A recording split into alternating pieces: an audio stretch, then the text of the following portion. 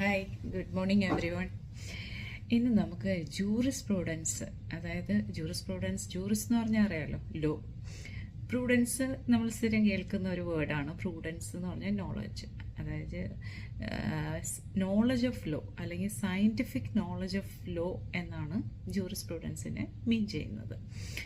അപ്പം law subjects പഠിക്കുമ്പോൾ jurisprudence ഒരു പേപ്പറാണ്. അതിൽ നമ്മൾക്ക് കൂടുതൽ ഡീറ്റെയിൽഡ് ആയിട്ട് ലോയുടെ definition, nature, source, elements, functions, ഇതൊക്കെ നമുക്ക് പഠിക്കാൻ പറ്റും. ലോ എന്താണെന്ന് ശരിക്കും ജൂറിസ്റ്റുകളുടെ തോട്ട്സിലൂടെ നമുക്ക് പഠിക്കാൻ പറ്റും. അതാണ് ജൂറിസ്പ്രൂഡൻസ്.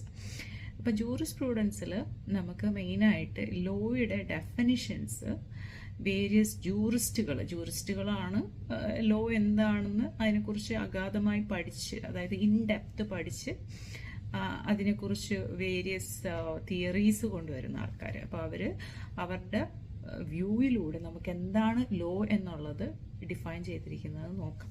ഓക്കെ, ഫസ്റ്റ് നമുക്ക് ഹോളണ്ട് എന്താണ് ഡിഫൈൻ ചെയ്തിരിക്കുന്നത്. ഹോളണ്ട് ലോ എന്തായിട്ടാണ് പറയുന്നത്? ഹോളണ്ട് പറയുന്നത് law is the general rule of external human action enforced by sovereign political authority എന്നാണ് പറയുന്നത്. അപ്പം ലോ എന്താണ്? ഇറ്റ് ഈസ് ദ ജനറൽ റൂളാണ് ഓഫ് എക്സ്റ്റേണൽ ഹ്യൂമൻ ആക്ഷൻ, നമ്മുടെ പുറത്തുള്ള നമ്മുടെ പ്രവർത്തികളെ. അതപ്പം law is the general rule of external human action enforced by the sovereign political authority എന്നാണ് ഹോളണ്ട് പറയുന്നത്. അപ്പോൾ ഹോളണ്ടിൻ്റെ ഡെഫിനേഷൻ വളരെ സിമ്പിളാണ്.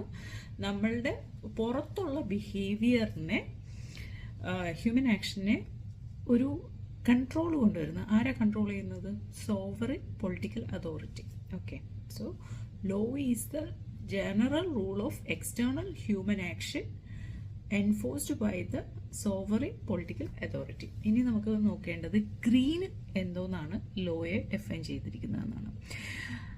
ഗ്രീൻ പറയുന്നത് ലോ എന്ന് പറഞ്ഞാൽ ഒരു സിസ്റ്റം ആണെന്നാണ്. അത് റൈറ്റ്സ് ആൻഡ് ഒബ്ലിഗേഷൻസിന്റെ ഒരു system. Law is a system of rights and obligation which is the state enforces.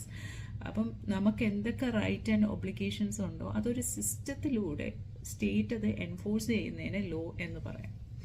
അപ്പോൾ law is a system of rights and obligation which is enforced by the state എന്നാണ് Green പറഞ്ഞിരിക്കുന്ന definition. അപ്പം നമ്മൾ ലോയുടെ definitions 1-2 ഒക്കെ പഠിച്ച്, ഒരു 5 പഠിച്ചു വെച്ചേക്കും പരീക്ഷയ്ക്ക് ചോദിക്കുമ്പോൾ എഴുതാൻ വേണ്ടിയിട്ട്. അപ്പോൾ അതിൽ മെയിനായിട്ടുള്ള ഇവരൊക്കെയാണ് ഹോളണ്ട്, ഗ്രീന്, പിന്നെ ജെർമി ബെന്താമുണ്ട്. ജെർമി ബെന്താം വളരെ സിമ്പിളായിട്ടുള്ള ഒരു ഡെഫിനേഷനാണ് ലോയ്ക്ക് കൊടുത്തിരിക്കുന്നത്. Law is the will or command of the sovereign എന്നാണ് ജെർമി ബെന്താം പറഞ്ഞിരിക്കുന്നത്. Law is the will or command of the sovereign. ഇനി നമുക്ക് വളരെ ഇമ്പോർട്ടൻ്റ് ആയിട്ട് പഠിക്കേണ്ട വേറൊരു ജൂറിസ്റ്റിൻ്റെ ഡെഫിനേഷനാണ് സാൽമണ്ട്. സാൽമണ്ട് പറയുന്നത് law is the body of principle. Law is the body of principle recognised and applied by the state in the administration of justice. അപ്പോൾ ഇത് സാൽമണ്ടിൻ്റെ ഡെഫിനിഷനിൽ ലോ എന്ന് പറഞ്ഞാൽ it is the body of principle which is recognised and applied by the state in the administration of justice. ഇനി ഒരു ജൂറിസ്റ്റും കൂടെ ഉണ്ട്, വളരെ ഇമ്പോർട്ടൻ്റ് ആയിട്ടുള്ള ജൂറിസ്റ്റാണ് ജോൺ ഓസ്റ്റൻ. ഓസ്റ്റൻ്റെ ഡെഫിനേഷനിൽ ഓസ്റ്റൻ എപ്പോഴും പറയുമ്പോൾ ഒരു സോവറിൻ്റെ ഒരു ഇത് പറയും.